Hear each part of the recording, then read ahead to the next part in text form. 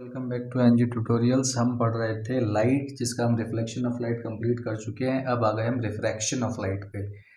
Refraction of light तो क्या समझते हैं हम रिफ्रैक्शन ऑफ लाइट से? रिफ्रैक्शन ऑफ लाइट से हम समझते हैं कि ये होता है बेंडिंग ऑफ लाइट। जब कोई लाइट एक मीडियम से दूसरे मीडियम में ट्रैवल करती है, जैसे मान लेते हैं ये एयर है और ये है ग्लास, यहाँ से एक लाइट आई तो वो सीधे नहीं जाएगी, वो थोड़ा सा बेंड कर जाएगी। इसी फिनोमेना को बोलते हैं हम रिफ्रैक्शन ऑफ लाइट। अब इससे जुड़ी हुई टर्मिनोलॉजी कुछ इस प्रकार है, जैसे आप देख सकते हैं ये इंसिडेंट रे आप पहले भी पढ़ चुके हैं, तो यहाँ पे आप देख सकते हैं आई यू जो है वो आपका इंसिडेंट रे, और ये जो पॉइंट ओ है ये पॉइंट ऑफ इंसिडेंस हो गया। नॉर्मल किसी भी सरफेस से जो परपेंडिकुलर लाइन आप गिराते हैं उसे नॉर्मल बोलते हैं, तो यहाँ पे एन डैश एक नॉर्मल हो गया। एन ओ आई ये जो एंगल बन रहा है ये बन रहा है एंगल ऑफ इंसिडेंस, जैसा कि आपने पहले भी पढ़ा था। ठीक है, अब इसकी नॉर्मल ट्रेजेक्टरी क्या है कि ये इसे इस तरफ आना चाहिए, पर ये इस तरफ ना आके हल्का सा बेंड कर गई, ये अंदर की तरफ दब गई, मतलब टुवर्ड्स नॉर्मल आ गई। इसी फिनोमेना को हम बोलते हैं रिफ्रैक्शन। अब यहाँ पे जो एंगल आर देख रहे हैं एन डैश ओ आर, ये है एंगल ऑफ रिफ्रैक्शन। ये हमारा मीडियम 1 था, ठीक है, एयर हो सकता है, वाटर हो सकता है, कुछ भी हो सकता है। ये मीडियम 2 था, एयर हो सकता है, वाटर हो सकता है, ग्लास हो सकता है, मतलब ये दोनों मीडियम आपस में अलग है। तो रिफ्रैक्शन या bending of light takes place at the boundary between two media. तो यहाँ पे देखा जो बेंडिंग ऑफ लाइट हो रही है वो कहाँ हो रही है? ये जो बाउंड्री थी इसी के पास हो रही है, तो ये एक इंपॉर्टेंट चीज़ है जो हमें जाननी चाहिए। एंगल आई ओ एन, जैसा कि हमने पहले डिस्कस किया था, दोनों को फ्रेम में ले लेता हूँ मैं। तो एंगल आई ओ एन जो एंगल ऑफ इंसिडेंस है, angle N dash O R जो कि है एंगल ऑफ रिफ्रैक्शन। ठीक है, अब कॉज ऑफ रिफ्रैक्शन क्या होता है? कॉज ऑफ रिफ्रैक्शन होता है change in speed of light when the medium changes. अब जैसे कि आप मान लेते हैं आप एक खाली मैदान में दौड़ रहे हैं या भाग रहे हैं, तो आपकी स्पीड अच्छी होगी, लेकिन वहीं पे आप भीड़ वाले इलाके में आ जाते हैं जहाँ पे बहुत सारे लोग हैं, तो आपकी स्पीड थोड़ी सी कम हो जाएगी। तो इसी को हम बोलते हैं कि चेंज इन मीडियम की वजह से जब चेंज इन स्पीड हो जाता है लाइट का, तो हम एक फिनोमेना ऑब्जर्व करते हैं जिसे हम बोलते हैं रिफ्रैक्शन। ठीक है, तो greater the difference in speed in two media, कि इन दोनों की, जैसे मान लो लाइट की स्पीड हमने क्या बोली 3 × 10⁸ मीटर पर सेकेंड। ठीक है, अब मान लो इस मीडियम में आते ही वो 2 × 10⁸ मीटर पर सेकेंड हो गई, तो मतलब लाइट जो है वो बेंड कर जाएगी, ठीक है, टुवर्ड्स द नॉर्मल आ जाएगी। अब मान लेते हैं ये और गिर जाती है, 1 × 10⁸ मीटर पर सेकेंड हो जाती है, तो डिफरेंस और बड़ा हो गया, यानी कि ये और बेंड हो जाएगी टुवर्ड्स द नॉर्मल, और ज़्यादा आ जाएगी। तो जितना ज़्यादा डिफरेंस होता है दोनों मीडियम में जो लाइट ट्रेवल कर रही है उनकी स्पीड में, जितना ज़्यादा डिफरेंस होगा उतना ही ज़्यादा रिफ्रैक्शन यानी कि बेंडिंग ऑफ लाइट आपको देखने को मिलेगी। इसे आप इस डायग्राम से समझने की कोशिश कर सकते हैं। जैसे कि आप देखते हैं कि हमने देखा कि जो हम बेंडिंग ऑफ लाइट या रिफ्रैक्शन कर रहे हैं वो तब कर रहे हैं जिस टाइम पे हम एक सर्टेन एंगल पे गिरा रहे हैं लाइट को। ठीक है, तो जब हम सर्टेन एंगल पे गिराते हैं तो आपको पता है जो लाइट है वो सिंगल कोई बीम तो नहीं है, उसके अंदर बहुत सारी वेवलेंथ्स हैं। ठीक है, वो बहुत सारी रेज से बनी हुई एक बीम है। ठीक है, तो आप देखेंगे ये वाला जो पोर्शन है ये पहले हिट करेगा, ठीक है, और ये वाला पोर्शन है ये बाद में हिट करेगा। अब जैसे ही ये वाला पोर्शन हिट करके इसके अंदर एंटर करना शुरू करेगा तो इसकी स्पीड हो जाएगी कम, इसकी स्पीड कम हो जाएगी तो ये अंदर की तरफ बेंड हो जाएगा, और ये थोड़ी देर बाद हिट करेगा। ठीक है, तो ये डिफरेंस ऑफ स्पीड जो इनर पोर्शन पे या इनर बाउंड्री पे या आउटर बाउंड्री पे जो डिफरेंस इन स्पीड जो एक्सपीरियंस करती है बीम ऑफ लाइट, उसी की वजह से बेंडिंग हो जाती है, और इसी बेंडिंग वाले फिनोमेना को हम बोलते हैं रिफ्रैक्शन ऑफ लाइट। अब ये इतना बड़ा एक्सप्लेनेशन आपसे कभी नहीं मांगा जाएगा, आपसे बस पूछा जा सकता है कि what is the reason of refraction, कि रिफ्रैक्शन के लिए रीजन क्या है, तो आप बोल सकते हैं it is because of the difference in speed of light in 2 different medias. तो अलग अलग मीडियम में जो अलग अलग स्पीड से ट्रेवल करती है लाइट, उसी की वजह से आपको देखने को मिलता है refraction. On the basis of speed of light, की स्पीड ऑफ लाइट के हिसाब से हम जो मीडियम है उन्हें 2 हिसाब से डिस्टिंग्विश कर सकते हैं या क्लासिफाई कर सकते हैं। ऑप्टिकली रेयर, रेयर मतलब जो बिखरा हुआ हो, जिसकी डेंसिटी कम हो, तो a medium in which speed of light is more, तो अगर बिखरा होगा या डेंसिटी कम होगी, मतलब उसके पार्टिकल्स दूर दूर होंगे, तो उसके अंदर लाइट इजीली ट्रेवल कर सकती है। ऑप्टिकली रेयर मीडियम हो जाएगा वो, तो a medium in which speed of light is more, तो उसमें वो तेज दौड़ेगी ऑप्टिकली रेयर मीडियम में।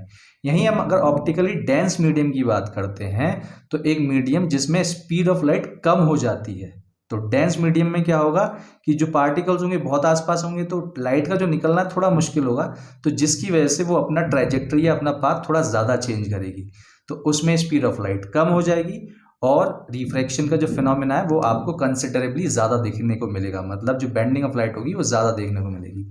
यहाँ पे हम ये डायग्राम देखते हैं और इसको मैं लेबल करूँगा आपके सामने, तो ये देख सकते हैं इंसिडेंट रे है आई, ठीक है, कहाँ इंसिडेंट हो रही है, ओ पे। इसकी नॉर्मल ट्रेजेक्ट्री जो है वो आई डैश है, जो हमने सोचा था कि ये ऐसे जाने वाली है पर ये ऐसे नहीं गई, ठीक है, और ये अंदर की तरफ मतलब नॉर्मल की तरफ थोड़ा सा मुड़ गई है, तो ये आपकी हो गई रिफ्रैक्टेड रे, ठीक है, रिफ्रैक्टेड रे। अब ये टुवर्ड्स द नॉर्मल बैंड की है, क्यों, क्योंकि ये ऑप्टिकली रेयर मीडियम था, मतलब ये हल्का मीडियम था, ये ऑप्टिकली डेंस मीडियम यानी कि भारी मीडियम था, तो टुवर्ड्स द नॉर्मल बैंडिंग देखेंगे आप, ठीक है। जब हम चेंज इन लाइट की बात करें तो सिर्फ यही नहीं बोल रहे हैं कि स्पीड कम ही होगी, स्पीड ज़्यादा भी हो सकती है। अब जैसे इस वाले केस में आ जाते हैं, यहाँ पे आप देखते हैं कि ऑप्टिकली डेंस, मान लेते ग्लास से लाइट आ रही है, ठीक है, और वो ग्लास से एंटर करने के बाद एयर के अंदर रिलीज हो रही है, तो आप देखेंगे कि अब जो बेंडिंग ऑफ लाइट है वो अवे फ्रॉम द नॉर्मल है, तो जब रेयर से आएगी तो टुवर्ड्स द नॉर्मल होगी, रेयर से आएगी तो टुवर्ड्स द नॉर्मल होगी, और जब डेंस से आएगी तो अवे फ्रॉम द नॉर्मल होगी, ठीक है। तो आपने देखा कि जब ऑप्टिकली डेंस मीडियम से इंसिडेंट लाइट ने ट्रेवल किया और उसने रेयर के अंदर एंटर की तो वो away from the normal band हो गई, ये आपकी हो गई इंसिडेंट रे, ये इसकी नॉर्मल ट्रेजेक्ट्री थी, और ये रिफ्रैक्टेड रे जो बैंड हो गई, ठीक है, ये नॉर्मल रे, और ये हो गया आपका एंगल ऑफ रिफ्रैक्शन, ये हो गया आपका एंगल ऑफ इंसिडेंस। आगे चलते हैं, अब देखते हैं कि अगर कोई लाइट रे एयर से ग्लास के अंदर एंटर करती है, ग्लास से फिर दोबारा एयर के अंदर एंटर करती है, तो क्या होने वाला है, ठीक है, मतलब हम दोनों ही केसेस को कि रेयर से डेंस में गई और डेंस से फिर रेयर में गई तो हमें क्या मिलने वाला है, तो ये हमारी पहली थी इंसिडेंट रे, ठीक है, ये हमारा नॉर्मल इस पॉइंट पे परपेंडिकुलर गिराया हमने, तो ये आई ओ एन जो मिल गया आपको एंगल ऑफ इंसिडेंस मिल गया। अब क्योंकि ये एयर से आ रही है और ग्लास में एंटर कर रही है, ग्लास जो है वो ऑप्टिकली डेंसर मीडियम है, थोड़ा घना मीडियम है या भारी मीडियम है, तो वो टुवर्ड्स द नॉर्मल मूव कर गई, मतलब इसकी नॉर्मल ट्रेजेक्ट्री थी ये, लेकिन वो कहाँ मूव कर गई, नॉर्मल की तरफ। अब आपने देखा कि इधर जब उसने रिफ्रैक्टेड रे ने हिट किया, ठीक है, और ग्लास से वो बाहर एयर के अंदर आई दोबारा, तो आप देखेंगे कि वो away from the normal move कर जाएगी, क्यों, क्योंकि ग्लास जो है वो डेंस मीडियम है और एयर जो है वो लाइट या रेयर मीडियम है, तो वो बाहर की तरफ मूव कर जाएगी। तो इस वाली रे को जो ये बाहर निकल रही है इसे बोलते हैं हम इमर्जेंट रे, ठीक है, और ये जो एंगल है इसे बोलेंगे हम angle of emergence, angle of emergence, ठीक है।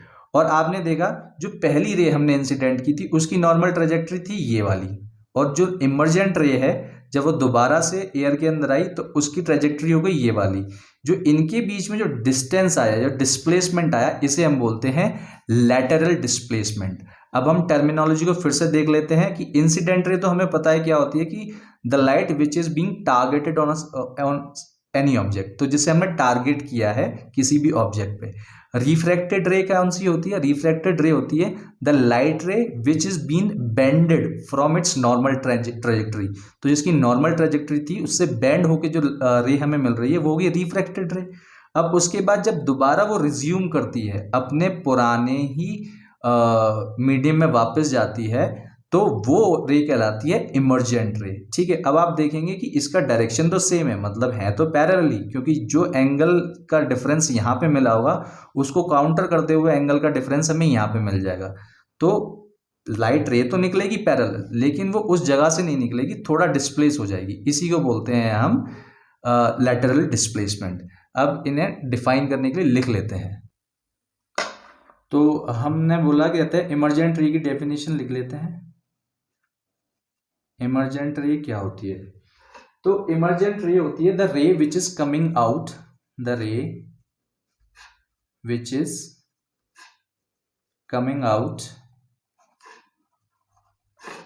Again in the same medium, ठीक है, जो कि दोबारा सेम मीडियम के अंदर ही बाहर आ रही है। अब हम बात करते हैं एंगल ऑफ इमर्जेंस की। तो एंगल ऑफ इमर्जेंस क्या होगा? Angle made in between emergent रे एंड नॉर्मल रे। तो जो नॉर्मल और इमर्जेंट रे, जैसे ये इमर्जेंट रे थी और ये नॉर्मल था, तो इसके बीच में जो एंगल बन रहा है इसे बोलेंगे हम एंगल ऑफ इमर्जेंस, ठीक है। अब बात करते हैं लैटरल डिस्प्लेसमेंट की, ठीक है। तो हम बोलेंगे perpendicular distance between the trajectory of incident ray and emergent रे। तो जो परपेंडिकुलर डिस्टेंस था, ये वाला जो डिस्टेंस था, आप देखेंगे कि ये जो ट्रेजेक्ट्री थी इंसिडेंट रे की ये थी, और आप देखेंगे कि जो आपकी इमर्जेंट रे है वो ये निकल के आ रही है। तो इनके बीच में जो परपेंडिकुलर डिस्टेंस था वही कहलाता है लैटरल डिस्प्लेसमेंट। तो इसी के साथ हमारा रिफ्रैक्शन का जो बेसिक कॉन्सेप्ट है वो हमने पढ़ लिया है। आगे हम लेंसेज की तरफ आएंगे जिसमें हम कॉन्वेक्स लेंस और कॉनकेव लेंस पढ़ेंगे। जैसे हमने रिफ्लेक्शन में कॉनकेव मिरर और कॉन्वेक्स मिरर पढ़ा था। तो लेंसेज के अलग अलग यूजेस होते हैं। आप स्पेक्टिकल्स में यूज़ करते हैं, आप माइक्रोस्कोप में यूज़ करते हैं, आप टेलीस्कोप में यूज़ करते हैं। उनके बारे में डिटेल में चर्चा करेंगे। मिलते हैं नेक्स्ट सेशन में। Till then goodbye and take care.